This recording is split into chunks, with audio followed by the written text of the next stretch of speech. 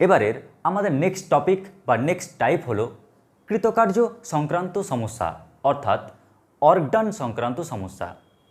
আমার প্রিয় ভাই বোনেরা, এই ওয়ার্ক ডান এটি দুটি ভেক্টরের স্কেলার গুণের অ্যাপ্লিকেশান, তাই আমি এই পার্টের মধ্যেই আলোচনা করছি। এই টপিকের উপর অঙ্ক করার পূর্বেই আমার বলা দরকার যে এর ফর্মুলাটি কী, আসলো কী করে এর ফর্মুলাটি। তাই এই ফর্মুলা রিডাকশান আসছে কি করে, অ্যাপ্লাই করব কি করে এবং অঙ্ক করব কি করে, এর মাধ্যমেই আজকের এই টপিকটিকে তোমাদের সামনে নিয়ে আসছি। তাহলে প্রথমে দেখো এর কনসেপ্ট। এই কৃতকার্যের কনসেপ্টটি তোমাদের সামনে উপস্থাপন করার জন্য আমি একটি চিত্রের হেল্প নিচ্ছি। ধরে নাও এই ব্যক্তিটি একটি বস্তুর উপর বল প্রয়োগ করছে, তাই না? দেখো এই ব্যক্তিটি একটি বস্তুর উপর বল প্রয়োগ করছে। এই ব্যক্তিটির টেন্ডেন্সি কি? যেন বস্তুটির সরণ ঘটে, যেন বস্তুটি এক জায়গা থেকে অন্য জায়গায় যায়, তাই না? এই বস্তুটির উপর যদি এই ব্যক্তিটি বল প্রয়োগ করে তাহলে ওই ব্যক্তিটির টেন্ডেন্সি কি হবে, লক্ষ্য কি হবে? যেন বস্তুটি একটা অবস্থান থেকে যেন অন্য আরেকটি অবস্থানে আসে, তার মানে যেন এবি সরণ ঘটে, তাই তো? এবার তোমরা লক্ষ্য করো, এই যে একটি বস্তুর উপর এফ বল প্রয়োগ করা হয়েছে, এটি তো ভেক্টর, তাই না? তাই এই ভেক্টরটি নিশ্চয়ই দুটি উপাংশে ভেঙে যাবে। আমরা দেখতে পাচ্ছি এই ভেক্টরটির একটি উপাংশ অনুভূমিক বরাবর হবে এবং আরেকটি উপাংশ উল্লম্ব বরাবর হবে। তাহলে আমরা এই দুটি উপাংশ পাব। যদি অনুভূমিক বরাবর যে উপাংশটি রয়েছে তা যদি থিটা কোণ করে থাকে এই ভেক্টরের সাথে, তাহলে আমরা বলতে পারি অনুভূমিক বরাবর যে উপাংশ তা হবে mod of vector F into cos theta, এবং উল্লম্ব বরাবর যে উপাংশটি দেখতে পাচ্ছ তা হবে mod of vector F into sine theta. তাহলে আমরা মোটামুটি এই ভেক্টরের দুটি উপাংশ পেয়ে গেলাম। এখন লক্ষ্য করো, তোমরা এটাকে এইভাবে বিচার করতে পারো। ধরে নাও ও হচ্ছে একটা দোকানদার। ও প্রথমে একা দোকানদার করতো, ও একাই বিক্রি করতো সব কিছু। এবার ওর অনেক টাকা হয়েছে, তাই ও ঠিক করলো ও দুইজন কর্মচারী রাখবে। তো ও একটা কর্মচারী ওকে রেখেছে আর ওর আরেকটা কর্মচারী ও। তার মানে এখন ও দোকানে শুধু বসে থাকে আর দেখে যে দুইজন কর্মচারী ঠিকঠাক কাজ করছে কিনা। কিন্তু দেখো এই দুইজন কর্মচারীর মধ্যে একজন কিন্তু গদ্দার, ধোঁকেবাজ। কীরকম? দেখো এই কর্মচারীটা আর এই কর্মচারীটার মধ্যে দেখো এই কর্মচারী কি করে, মালিক যা চাইছে সেই কাজটা কিন্তু করার চেষ্টা করে। কীরকম? মালিক কি চাইছে? বস্তুর ওপর বল প্রয়োগ করছি, বস্তুটি যেন সরণ ঘটে। তো দেখো ও কি করছে, বস্তুটাকে টানার চেষ্টা করছে, এই বলটা কি টানার চেষ্টা করছে যেন বস্তুটি এখান থেকে এখানে সরে আসে। তার মানে কি এই বলটি ভালো বল। কেন? কারণ ও মালিক যা চাইছে ও সেটাই করার চেষ্টা করছে। কিন্তু দেখো অপর আরেকটি যে বল, ও কীরকম গদ্দার। কীরকম? দেখো ও বস্তুটির উপর এমনভাবে বল প্রয়োগ করছে, এমনভাবে বস্তুটির উপর চেপে বসে আছে যেন বস্তুটি এগোতে না পারে। তার মানে দেখো এই বল কিন্তু বস্তুটির সরণে বাধা সৃষ্টি করছে। কারণ এই বস্তুটির উপর যদি বল প্রয়োগ করে উপর থেকে নিচের দিকে, তাহলে বস্তুটিকে আটকানোর চেষ্টা করছে, যেতে দিতে চাইছে না। তার মানে এই বল মালিক যা চাইছে বস্তু এখান থেকে এখানে আসুক তা কিন্তু হতে দিচ্ছে না, বাধা দিচ্ছে। তার মানে আমরা কিন্তু বলবো এই বলটাকে নিয়ে কাজ করব না আমরা। তাহলে কোন বল নিয়ে কাজ করব? এই বলটাকে নিয়ে কাজ করব। তাহলে আমরা কৃতকার্যের ডেফিনেশন কি জানি? কৃতকার্য সমান কি জানি? কৃতকার্য সমান জানি সরণের অভিমুখে বলের উপাংশ। দেখো সরণ কোন দিকে হয়েছে? এই দিকে সরণ হয়েছে, তাই সরণের অভিমুখে বলের উপাংশ, যেদিকে সরণ হয়েছে ওই দিকে যে বলটা রয়েছে সেই উপাংশটি সরণের অভিমুখে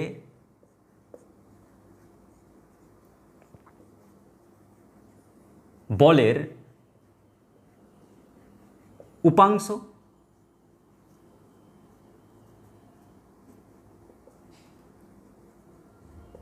ইন্টু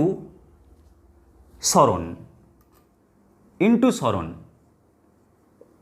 তার মানে সরণের অভিমুখে বলের উপাংশ এবং সরণের যে গুণফল তাকেই বলি আমরা কৃতকার্য। তো লক্ষ্য করো, আমরা যদি এখানে এই মানগুলো পুট করি দেখি না কি পাই। তো আমরা এখান থেকে দেখতে পাচ্ছি কৃতকার্য, তার মানে W ওয়ার্ক ডান সমান, লক্ষ্য করো সরণের অভিমুখে বলের উপাংশ, তো বলতে পারবে যেদিকে সরণ হয়েছে সেই অভিমুখে কোনটি বল রয়েছে, mod F into cos theta. দেখো ওই অভিমুখে রয়েছে, তার মানে আমি বলতে পারি mod f vector into cos theta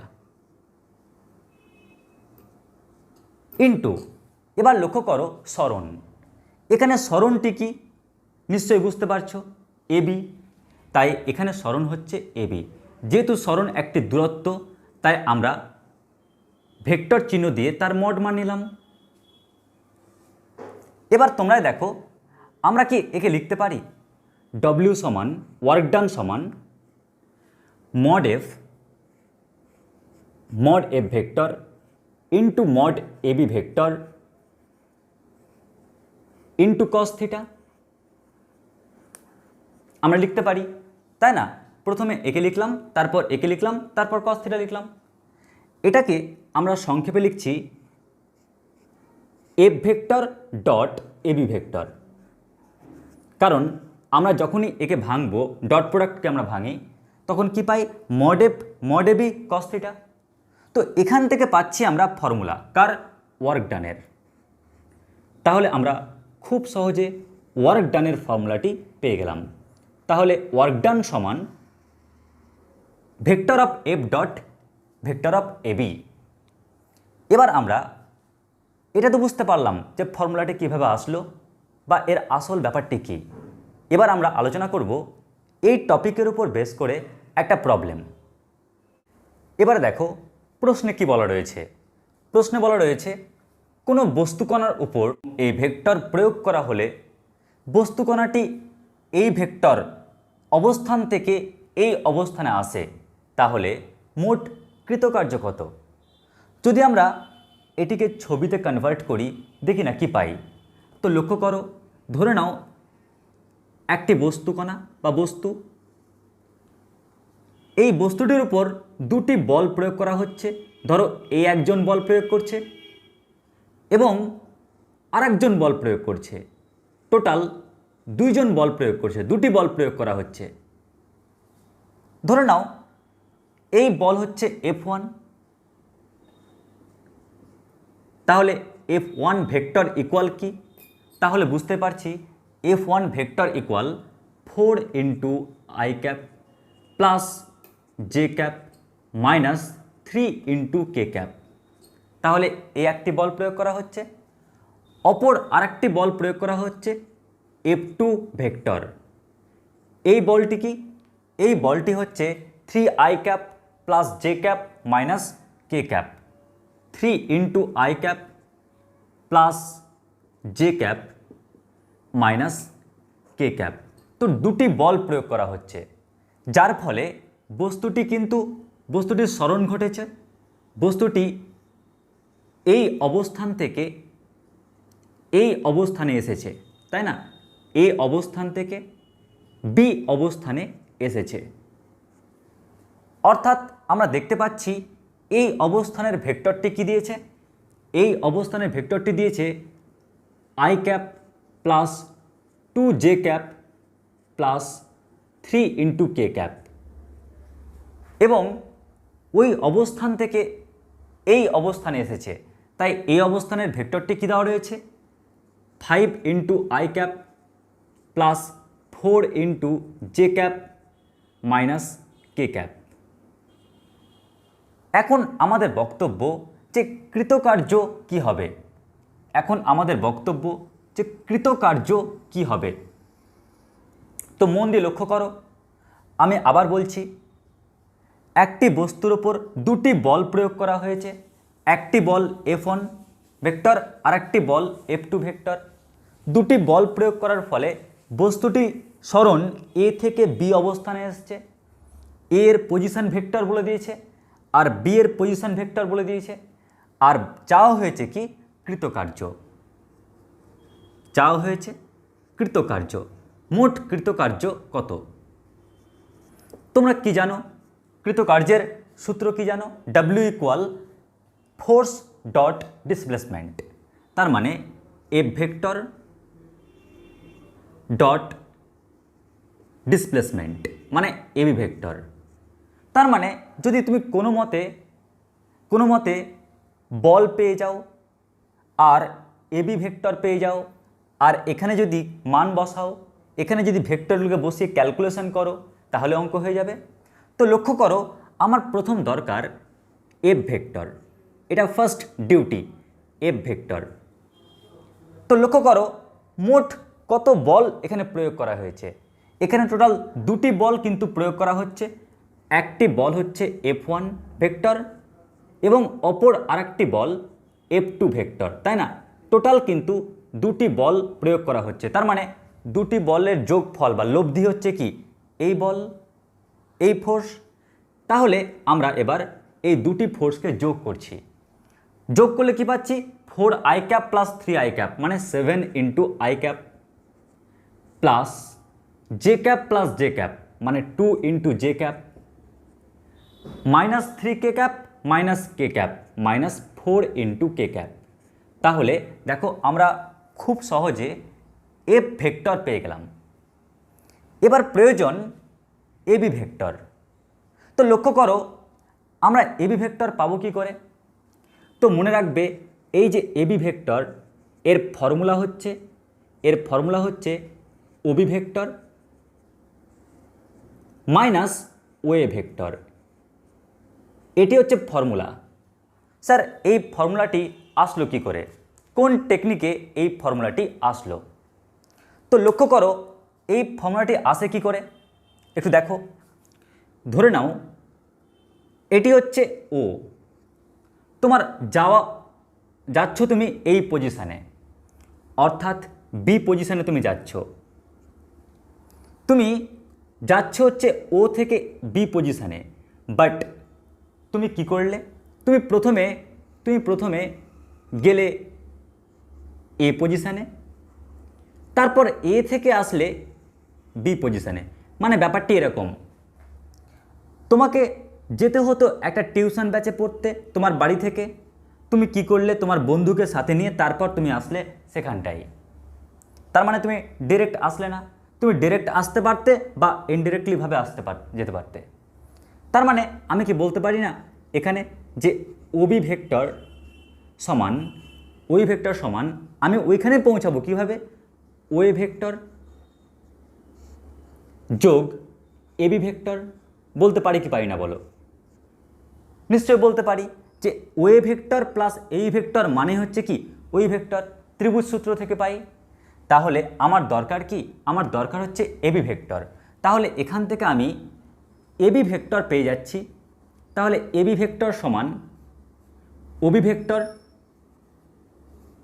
minus OA vector. তাহলে এখান থেকে আমরা প্রমাণটি করতে পারলাম। যাই হোক, আমরা এটাকে ফর্মুলা হিসাবে মনে রাখবো, এন্ড মাইনাস যেখানে শুরু হলো স্টার্টিং, এন্ড মাইনাস স্টার্টিং। তো মনে রাখবে এটি হচ্ছে এই ভেক্টরটি হচ্ছে ওএ ভেক্টর এবং এই ভেক্টরটি হচ্ছে ওবি ভেক্টর। তাহলে তোমরাই বলো, যদি আমি এই দুটো ভেক্টর বিয়োগ করি, ওই ভেক্টর থেকে ওএ ভেক্টর যদি বাদ দিই, তাহলে কি পাচ্ছি?